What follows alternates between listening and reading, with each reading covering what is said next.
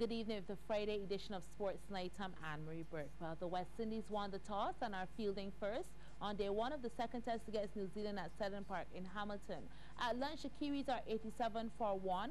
Raymond Reefer, the 26-year-old Barbadian left-arm quick, debuts for the West Indies, replacing skipper Jason Holder, who has been suspended from this test as punishment from the ICC for a slow overrate in the first test. The action will resume at 8:40 p.m. and live coverage is on MCTV channel Flow Sports. Shane Mosey completed his maiden first-class century today on day 2 of the 6th-round Digicel Regional First-Class match at Warner Park in St. Kitts against the host Leeward Hurricanes.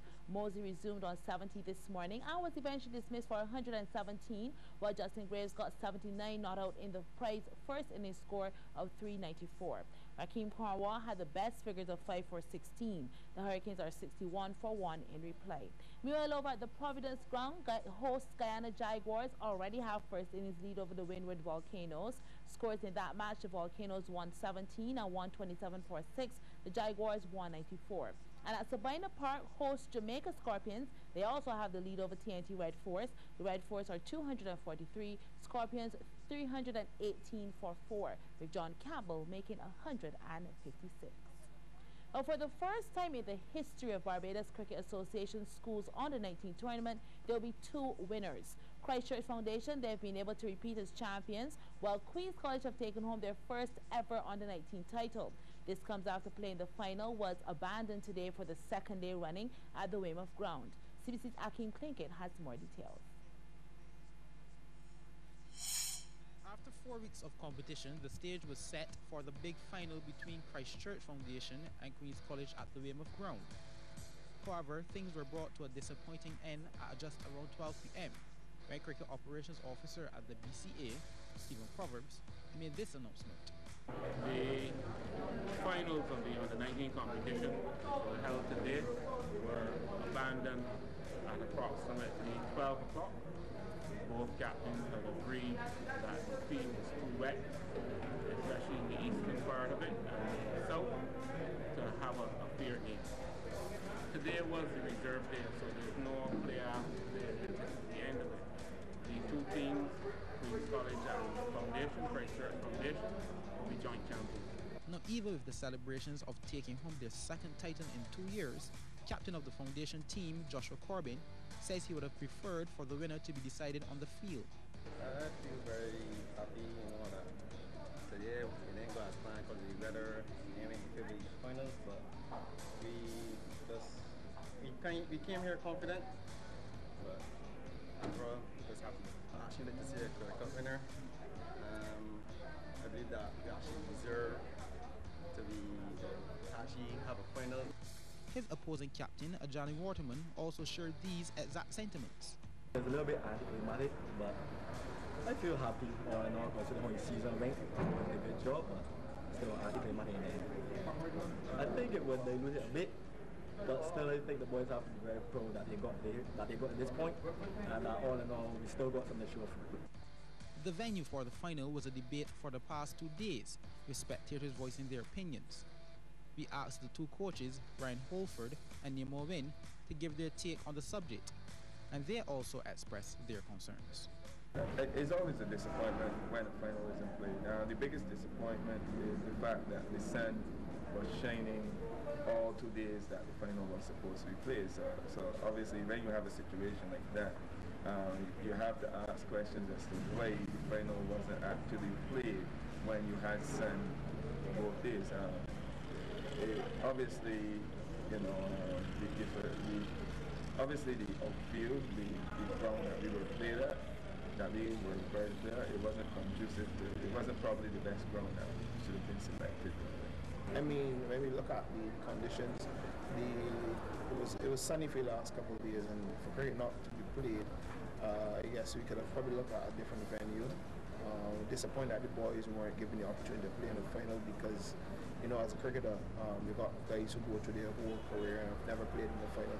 So that is my major disappointment, that the boys weren't given the opportunity after playing so well in the entire tournament. Despite not being able to contest the winner, we still congratulate Queen's College and Christchurch Foundation. Akeem Plinkett, CBC Sports.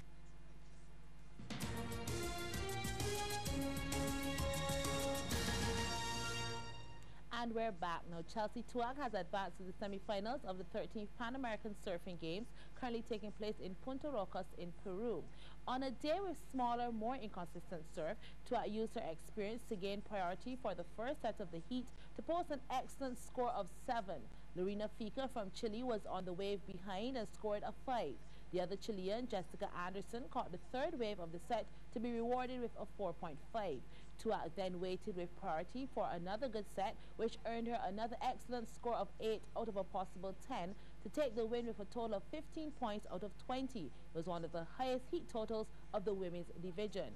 Tuag was scheduled to face the number 1 surfer and defending gold medalist Analí Gomez from Peru and Argentina's number 1 surfer Josephine Anning in what will no doubt be a titanic battle in that semis. There was another close finish last night at the 3Ws Oval as St. John won by 2 runs over St. Philip in the latest fixture of the UWI BCA Interparish T20 cricket competition. St. John sent into bat posted an above-par score of 154 for 4. St. Philip put his St. John into bat, paid early dividends as Chad Puckrin was bowled by Shaquem Clark with just 8 runs on the board. St. John 8 for 1. Philip Amy came to the crease and immediately found the gap, guiding this one to the ropes. 2 balls later, the very same result in the very same place. He made a mess of bowler Tremaine Harris's deliveries.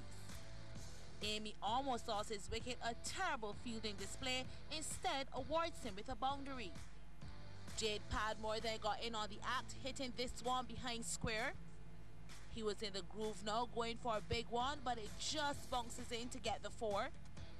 Amy on the other end continued to show good form, beautifully timed, 4 more. Padmore getting onto the middle of the bat, he and Amy racking up the runs. That's another 4 to the total. Amy then delivered the game's first 6, sweeping over the square leg boundary. But his luck would run out when he was bowled by Nikolai Charles. Bales goal. Amy a knock of 33, St. John 73 for 2. As fast as he was in, he was out. Devon Phillips into the hands of Alcindor Holder. Jarian Hoyt the bowler. Phillips made 2. The score now 78 for 3. Ashley Nurse announced his arrival at the crease with a hard-hitting 6. He sent spectators scrambling. Here he goes again. He was making no sport. 6 more. Alcindor Holder into Nurse, who again dispatches this one to the ropes. A 4 this time around. But the next ball, he gives his hand away. Jarian Hoyt comes in to take the catch. Nurse goes for 24. St. John 108 for 4. Padmore continued to press on, timing the ball and getting the maximum. With him, Ulrich Batson, who was able to get a 6 of his own. That was a big one.